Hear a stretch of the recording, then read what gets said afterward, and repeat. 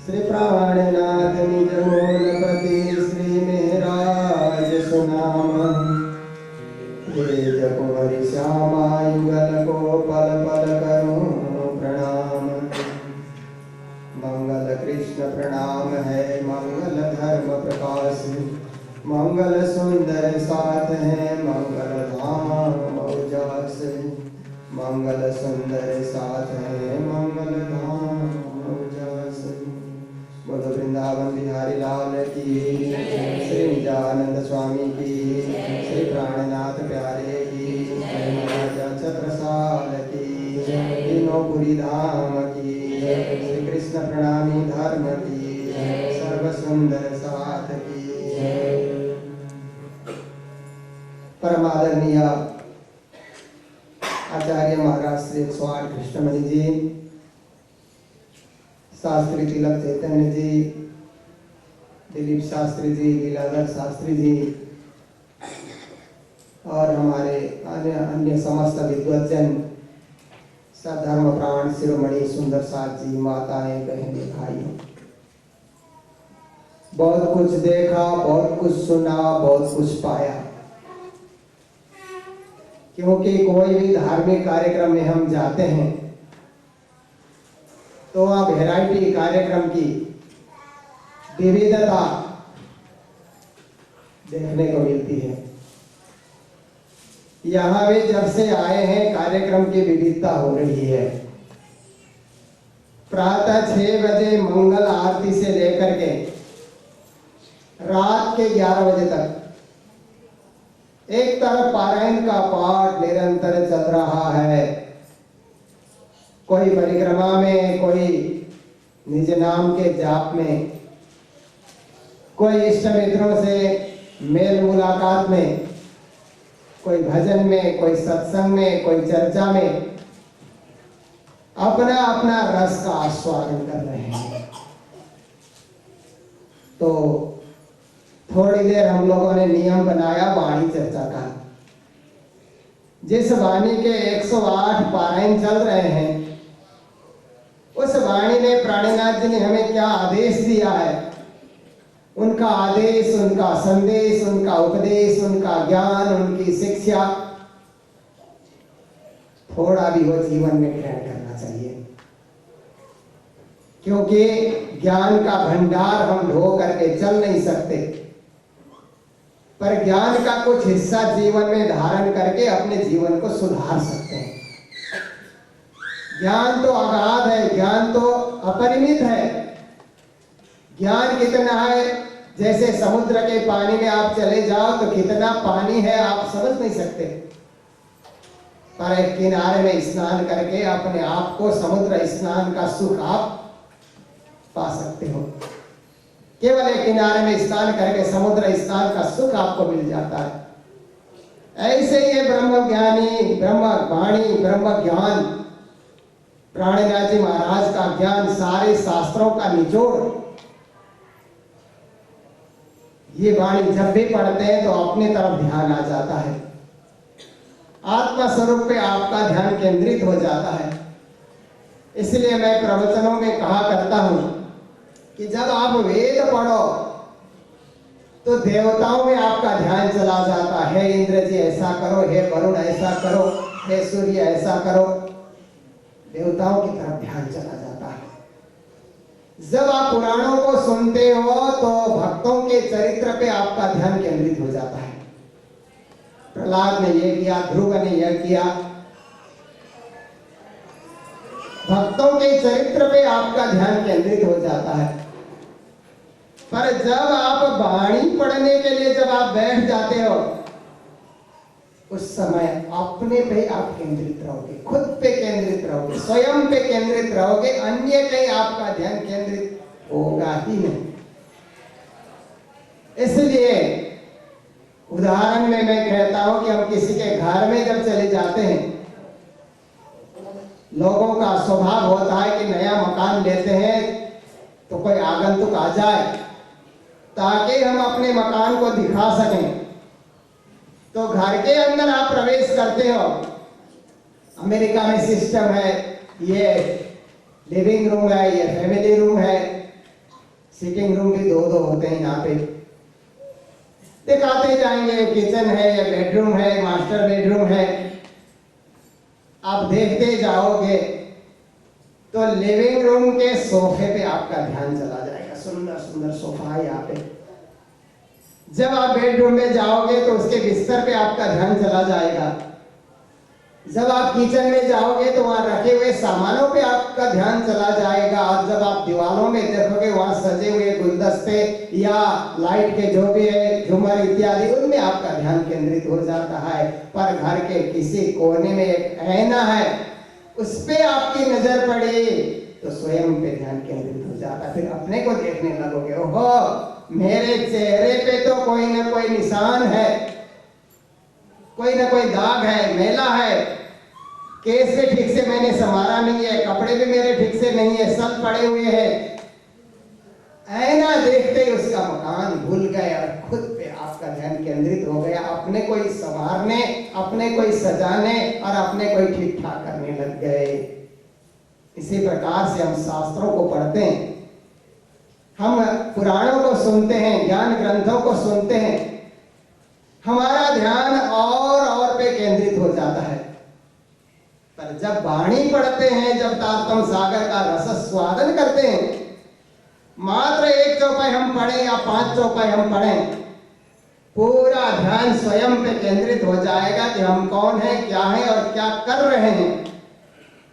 तो आज की चौपाई है, समय कम है, इसलिए थोड़े से चौपाई, 2-4 चौपाइयों का सारांश ही मैं आपके समक्ष रखूंगा।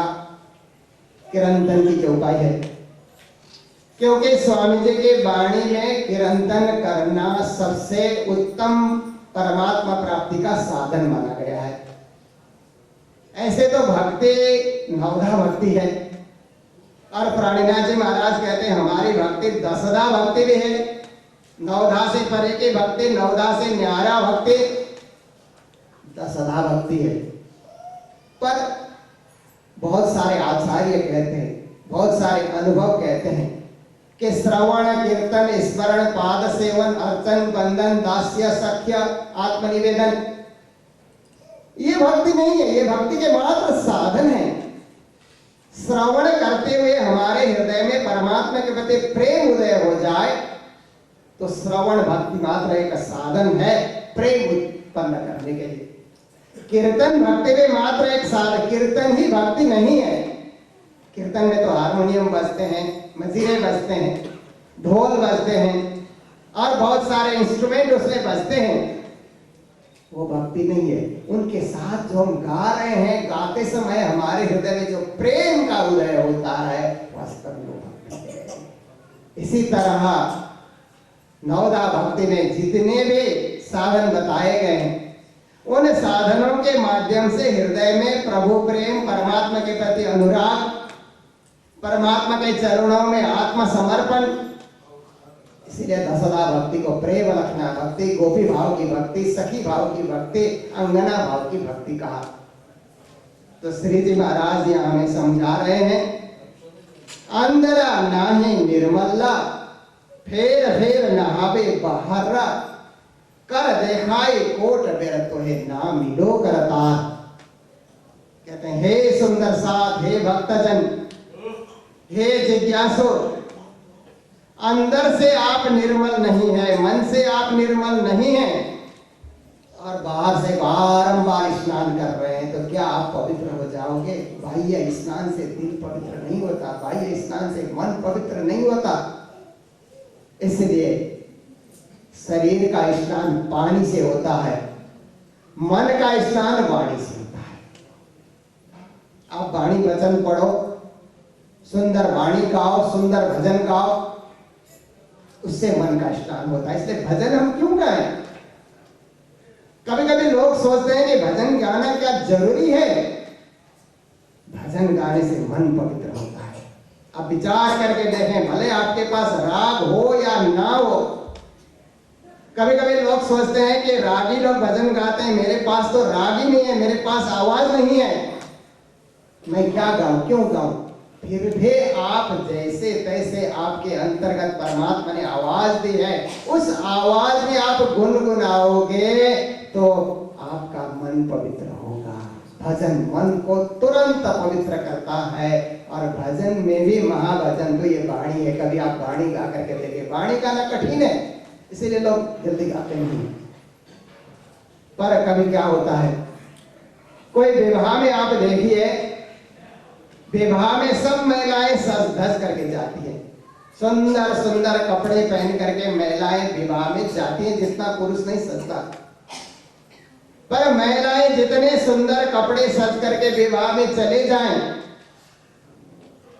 लोग उनके तरफ ध्यान नहीं देते। लोगों का ध्यान दुल्हन पे होता है कि दुल्हन कितने सुंदर कपड़ों से सज करके आ रही है।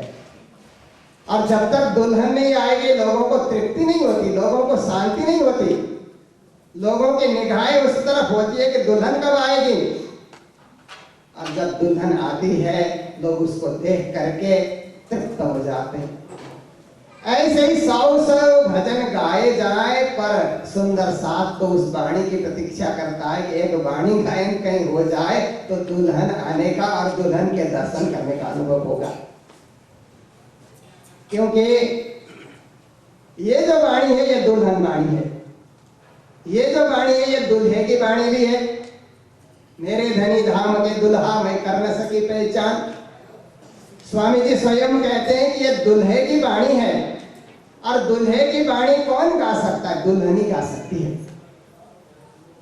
संसार में आप देखिए पति कैसा है, पति का स्वभाव कैसा है, पत्नी ही बोल सकती है। दूसरे लोग बोलेंगे आपका पति बहुत अच्छा है, बहुत सुंदर है, स्वभाव भी अच्छा है, निर्मल है। पर वो जानती है कि घर में कैसा वो कटुता पैदा करता है या घर में कैसा व्यवहार करता है, वो साक्षात उसकी पत्नी जान सकती है। पति के गुण गाना या पति के अवगुण गाना, पति के स्वभाव को जानना, पति के हृदय को जानना, पति के दिल अंतर दिल को पहचानना, ये पत्नी से ही संभव होता है। इसी तरह परम पति परमात्मा प्राणनाथ, प्राणों के नाथ, आत्मा के नाथ, वो आत्मा के नाथ कितने गुण के सागर हैं, कितने मेहर के सागर हैं, कितने दया के सागर हैं। क्योंकि मेहर सागर का आप पाठ करते तो आप देखिए एक ही प्रकरण में 125 बार मेहर शब्द आया है। मेहर सागर बहुत लोग पाठ करें। एक बार क्या हुआ कि फूलपुर भैया नाम का एक परमहंस पीठ है हमारे प्रणामी समाज में, इलाहाबाद से थोड़े 2 घंटा आगे जाने के बाद वहां पर 1.25 लाख मेहर सागर का पाठ रखा गया था। और मुझे भी कुछ देर प्रवचन के लिए वहां पर बुलाया गया था। 1.25 लाख मेहर सागर का पाठ करने के लिए कितने लोग इकट्ठे थे और जंगल में दरख्तों के नीचे बैठ बैठ करके पाठ कर रहे थे। बाद में मेरा प्रवचन शुरू हुआ तो मैंने सबसे पूछा कि आप लोगों ने मेहर सागर का पाठ किया है, पर मेहर सागर में कितनी बार मेहर शब्द आता है? जरा किसी ने ख्याल किया? 1.25 लाख पाठ करने वालों ने सब एक दूसरे को देखते रहे, किसी ने ख्याल ही नहीं किया था। 125 बार एक ही प्रकरण में मेहर शब्द आया। तो अपना मेहरबान, अपना दुल्हा, अपना स्वामी, अपना मालिक, अपना प्राणपति कितना दयालु है, कितना कृपालु है, कितना मेहर का सागर है, वो अंगना जान सकती है।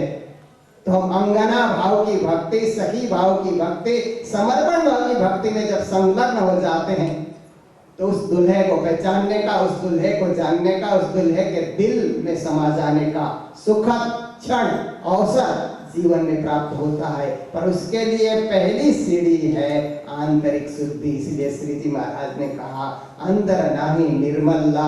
आप अंदर से निर्मल नहीं। देखिए इलाहाबाद में, हरिद्वार में जब कुंभ के मेले लगते हैं तो कितने लोग गंगा नहाने आते हैं। लाखों लोग, करोड़ों लोग गांव गांव से नहाने के लिए, गंगा स्नान करने के लिए। पर आप देखिए गंगा स्नान करने से संभव है कि शारीरिक पाप धुल जाए, शरीर से जो पाप हुआ जाने अनजाने। क्योंकि बहुत सारे लोग सोचते हैं हमने तो कोई पाप नहीं किया, हमने कोई जीव हत्या नहीं की है, पर चलते चलते कीड़े मकोड़े हमारे पाँव के नीचे छोटे छोटे कब दब जाते हैं, कब मर जाते हैं, उसका भी तो कुछ पाप हमको लगेगा। तो शरीर से जो पाप हुआ है उसको धोने के लिए गंगा स्नान पर्याप्त है, पर मन से जो पाप हुआ उसको धोने के लिए तो भजन ही गाना होगा, वाणी गाना होगा। और जिसके गाने से मन शुद्ध होता है, मन पवित्र होता है।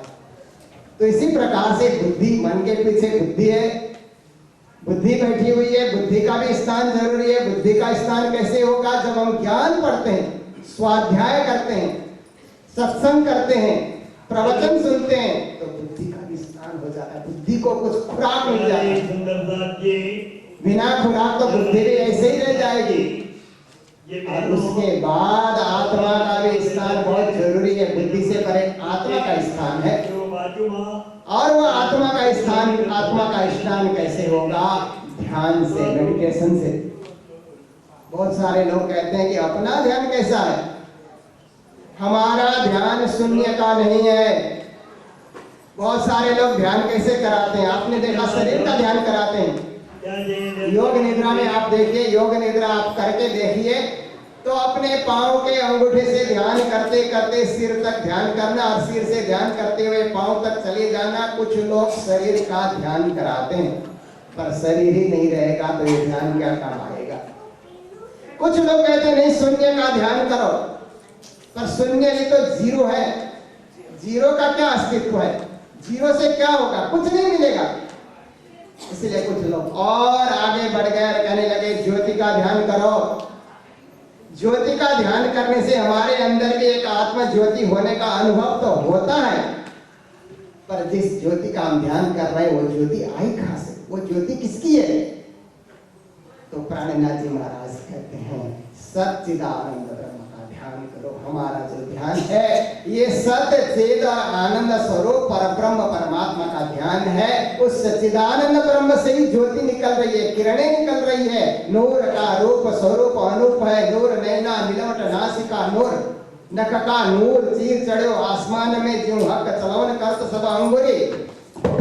वो प्रकाश स्वरूप है, वो तेजोमय है, वो चिन्मय स्वरूप है। ब्रह्म का स्वरूप कैसा है?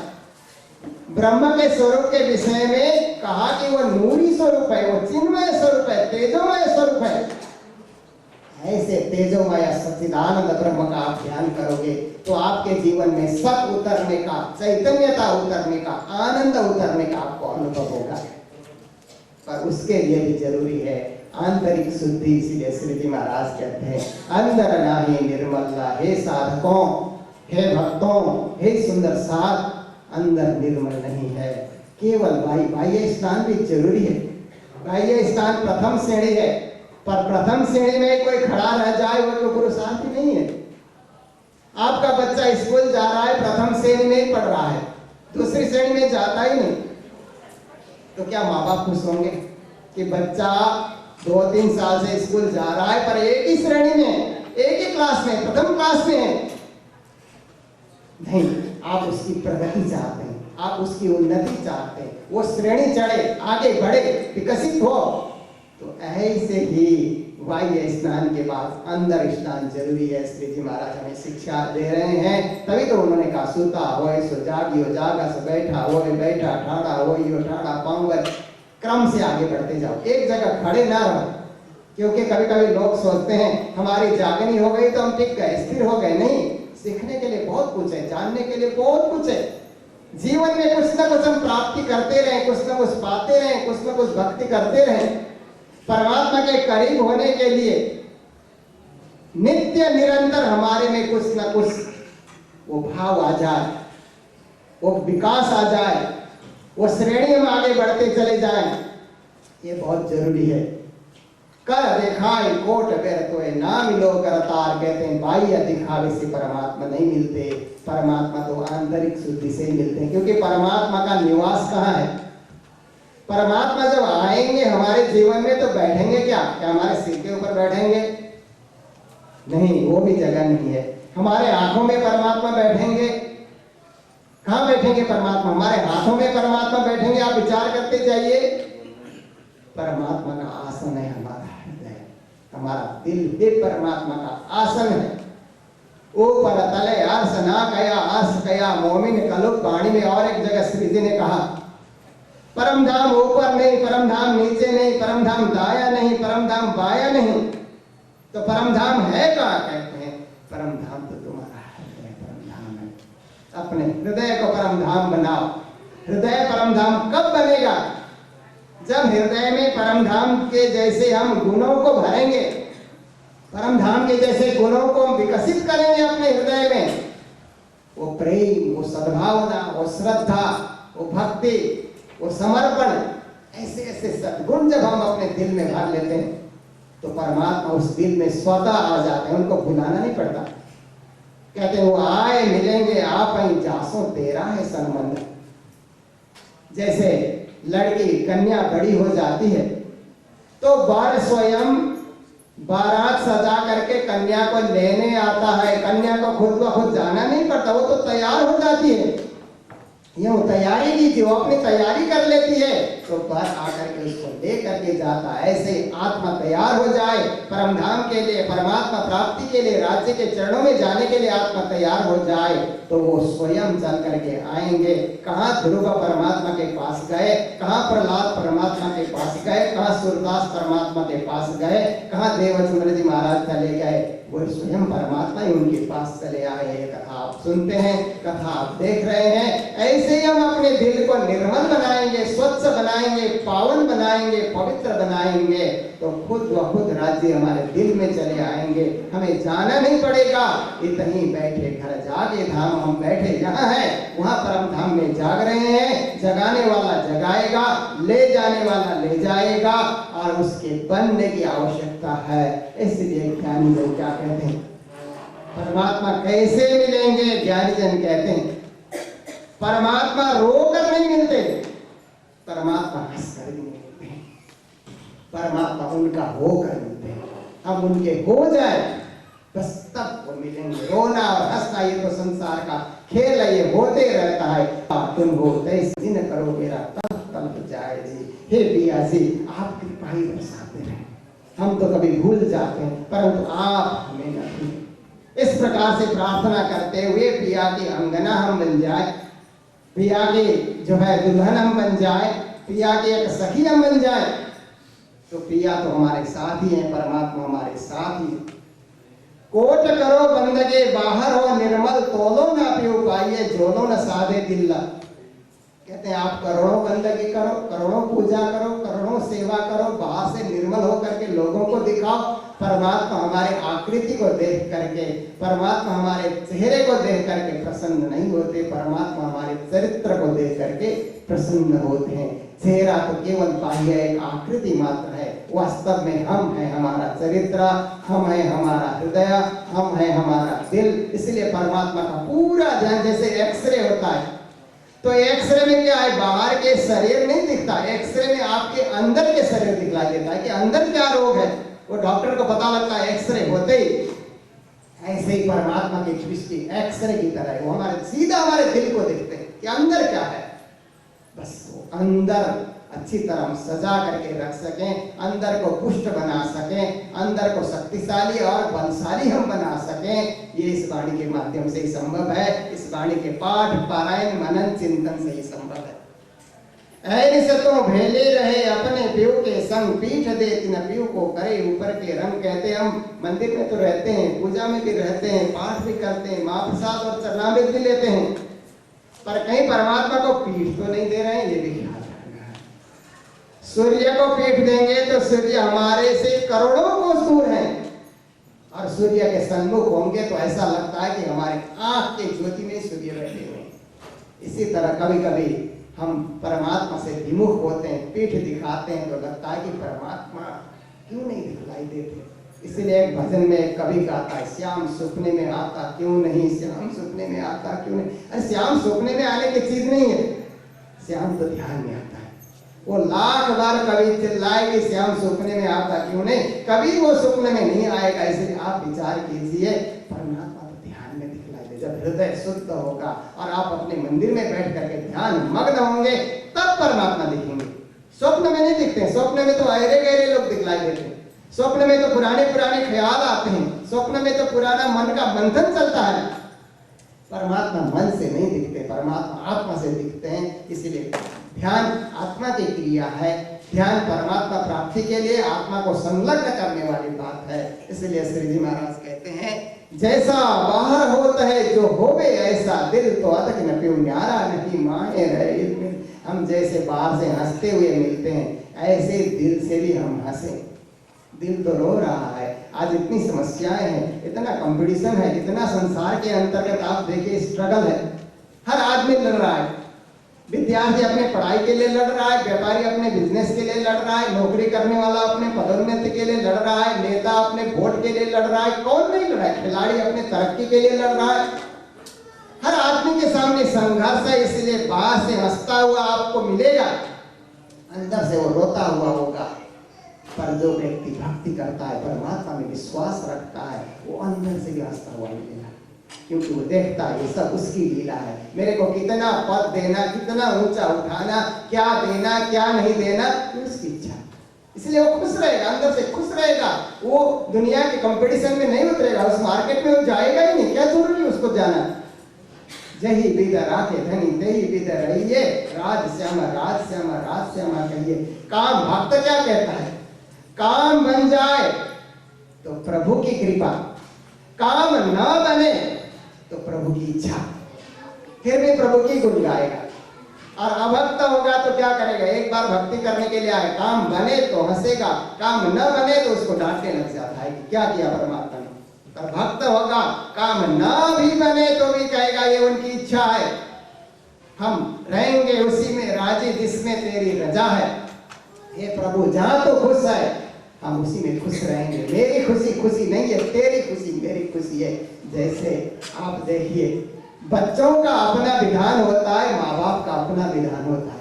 बच्चों के विधान से रोज आइसक्रीम खाना अच्छा है, पर माँ बाप के विधान से रोज आइसक्रीम खाना अच्छा नहीं है। इसी तरह संसार में हम अपने विधान से प्रभु को उस तरह से अपने विधान के हिसाब से चलाना चाहते हैं, पर प्रभु का अपना विधान है, उसके विधान से वही अच्छा होगा।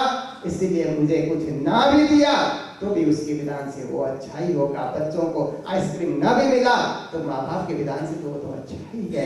ऐसे लक्षण भक्तों में आ जाते हैं जो समर्पित होते हैं और जो राज्य के उस सखी भाव में अपने आप को सम्मिलित कर लेते हैं। अब आइए अंतिम चौपाई।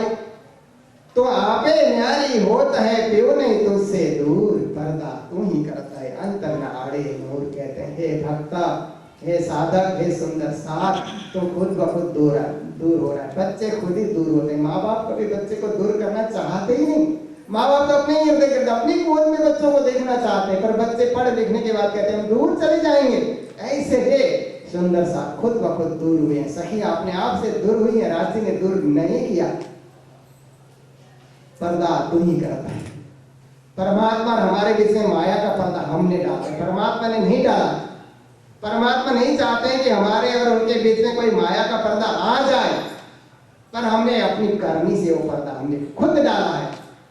अंतर न आड़े नूर, उनके नूर के आगे कोई अंतर नहीं है। इसीलिए सो पर्दा हम उठाने के लिए प्रयास करें। जैसे मंदिर में पर्दा लगता है, दर्शन नहीं होते, पुजारी पर्दा कर देता है तो दर्शन नहीं होते, और पुजारी पर्दा खोल देगा दर्शन होते हैं। ऐसे ही हम भी माया के पर्दे को उतारने के लिए, खोलने के लिए प्रयास करें। हम खुद प्रयास करें तो परमात्मा हमसे दूर नहीं होंगे। तो यही वाणी चर्चा का सार है, क्योंकि अब पूज्य आचार्य महाराज श्री बैठे हैं और आचार्य महाराज श्री के द्वारा आशीर्वाद आप लोगों को श्रवण करना है। तो मैं इन्हीं शब्दों के साथ वाणी चर्चा को विराम दे रहा हूँ। बोलो सतगुरु महाराज की, प्राणनाथ प्यारे की, सर्व सुंदर सा